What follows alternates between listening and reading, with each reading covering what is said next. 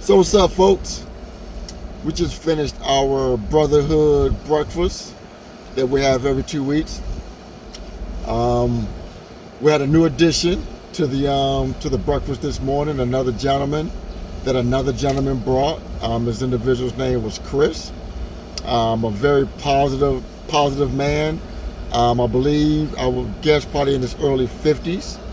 So we had a lot of positive conversation today. Again, we talked about things that are on minds of men. We talked about the mindset of men. We talked about relationships. We talked about finances. We talked about wealth building. We talked about investing and how we are basically navigating life as men. It was a great positive breakfast this morning. Great positive breakfast.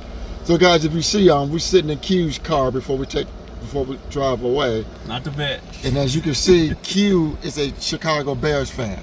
All day. Hell with the Bears. Wow. That don't mix. I'm a Lions fan, so I got my Lions blue on, but just blue. But Q is a Bears fan. I got to put my head on this damn Chicago Bears headrest. I got to get out of here really quick. I got to get out of here really quick. But we had a good positive breakfast today, guys. Very positive. Talked about a lot of positive things, and I got to give Q the credit for this, putting this together, coming up with this idea. It was a great idea. I'm really enjoying it. Just sitting down with positive men of like minds and just discussing life and how we're navigating life and how we're raising our children, what we're teaching our children, even our grown children. Because with us being in our 50s and late 40s, well, Q is in the middle 40s, other gentlemen like me in our middle 50s, we got a lot of life and a lot of life that we can share and a lot of life we can share with each other. But I got a question for Q, guys. Got a question for Q. I wanted Q's opinion on how this imaginary white man has affected his life. This imaginary white man is holding black people back. So I want to get Q's opinion on this. On you, Q. So how do you feel about this imaginary white man? Is he holding you back, Q? No, he's not holding me back. For years, I hear it from our community that this man is holding us back. Which man? Like I said in one of your last video, was the only person that's holding us back is the man in the mirror. Michael Jackson made a song a long time ago saying that. And it comes to fruition right now. Instead of us looking at that man, we should look at ourselves. Cause that might be a problem for you, but it's not a problem for me.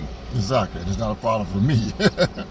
Cause simple fact is, I done made some bad decisions. I'm sure Frank made some bad decisions. It's from when we learn on the bad decisions. Who made those decisions, Q? I did. We made those. We made it. We made those bad decisions. We made them bad decisions by buying stupid stuff. I did it a long time ago. Yep. I bought the newest car system, spent $1,000. Now I'm looking at the stuff. Where's it at? Yep. I done bought the $500 speakers. Where's it at? I still got speakers now. I'm still trying to sell them for $200 just to get rid of them. I said, let me get rid of all this stuff, because what do I need? As long as I got a nice sound system in the car, as long as the car give me the point A to point B, that's what it do. People knock me for getting my vehicle. I'm like, why? Well, that's all it is. If you go ask for a raise, no, I'm eventually get a raise like everybody else every year, or I ought to get a promotion. That's for me to conquer that goal, for me to get more money. Mm-hmm. And if I get more money, I'm still gonna live right at my means. I'm not gonna live above my means. And that's for me to do, not for the white man to tell me, hey, you need to beg for some more money. No, I'm not begging for no more money. I'm gonna earn the money.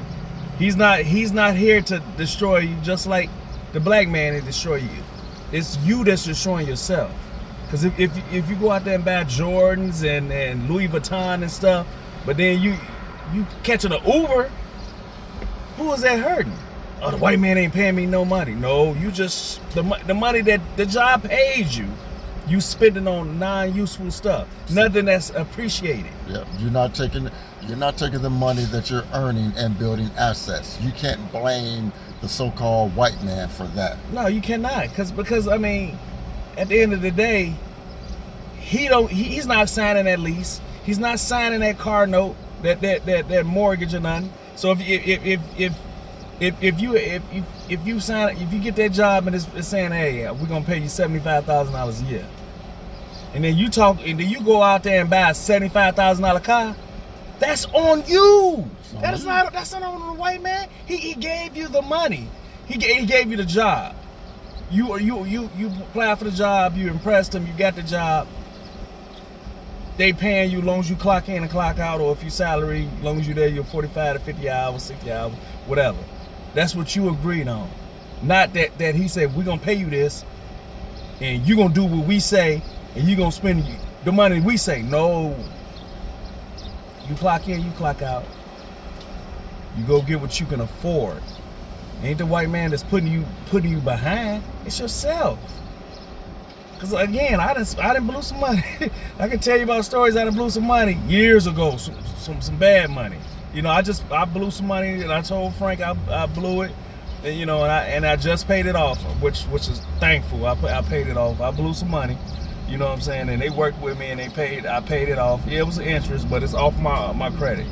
And I made a mistake, and I bought it because I was in the moment at the time. I was making some money. I said, yeah, I had, you know, 401k saved up and everything, but I didn't think about it. And I told him plenty of times I shouldn't have did it. You know, I know he like, okay, Q, you know you shouldn't have did it. You ain't gotta keep telling me that. But I felt like I had to tell somebody that. But the white man didn't have me sign that paper.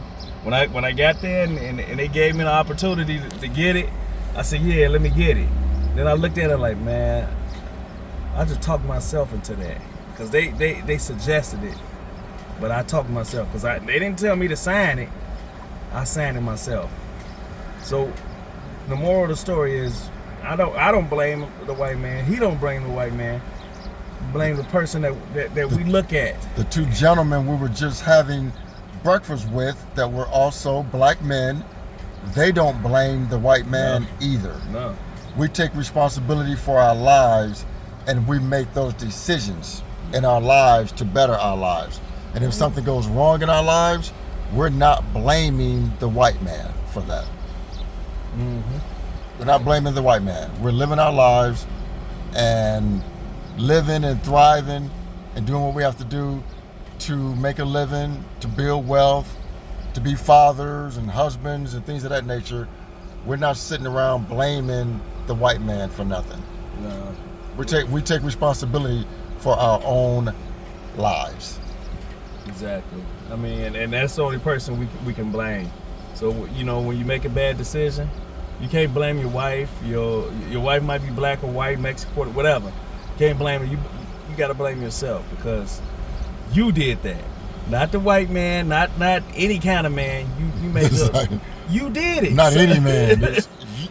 Blame you, man. Yourself, man. Yeah. Blame me. I did it. If you make any kind of bad decision, then the other thing they blame is the devil. No, blame yourself for doing it. The devil is the white man. No, the devil is you. You got God on one side, the devil on your side, or whoever you follow in life, whoever you pray to, whatever. Exactly. You blame yourself. Don't blame. The white devil did it. The white Jesus did that. No, the white Jesus did not do it. You did that. Yep. You made the decision to either lay up with that woman. Now that 18 years turned into maybe $70,000. 18 years of child support. Maybe $70,000. You made those decisions, not the white man. Not the white man.